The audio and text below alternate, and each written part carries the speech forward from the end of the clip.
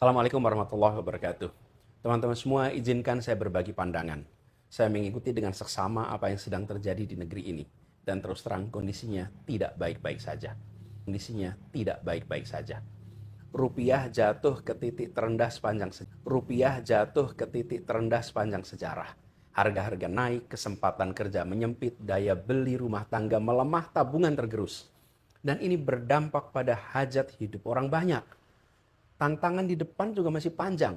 Geopolitik yang memanas, konflik membayang di Timur Tengah, dan para ilmuwan mengingatkan El Nino terkuat dalam sejarah pengamatan itu sudah ada depan mata.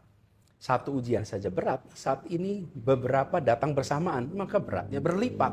Dalam situasi seperti ini, yang paling dibutuhkan pasar dan publik adalah satu hal, kepastian. Bukan ketenangan semu, bukan masalah yang ditaburi gula-gula, tapi kepastian yang lahir dari transparansi dan kejujuran. Dari arah yang jelas, dari pemerintah yang tahu akan kemana negeri ini dibawa. Sayangnya itu yang justru tidak kita dapatkan.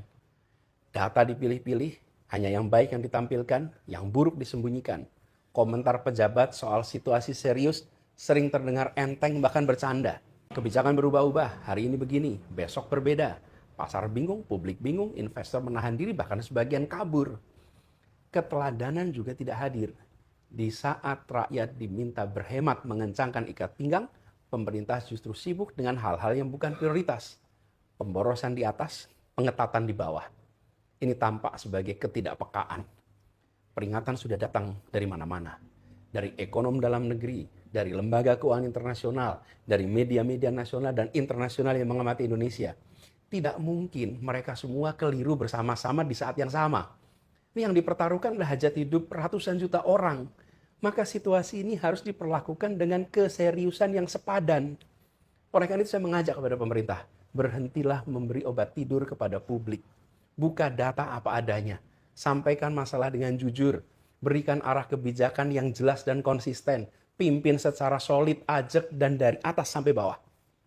Itu yang menenangkan pasar, dan itu yang akan menenangkan rakyat. Lalu pada teman-teman semua, bersiaplah. Suka tidak suka, masa-masa berat masih ada di depan kita. Tekanan ekonomi belum reda, cuaca ekstrim akan hadir dan menerpa, dan dunia di luar sedang bergolak. Tentu kita tetap harus optimis bahwa kita akan bisa melewati itu semua. Asal kita berjalan dengan mata terbuka, bukan dengan ilusi yang dibuat-buat. Kita pasti bisa, tapi syaratnya satu, serius. Mari kita serius mengurus bangsa ini. Terima kasih. Assalamualaikum warahmatullahi wabarakatuh.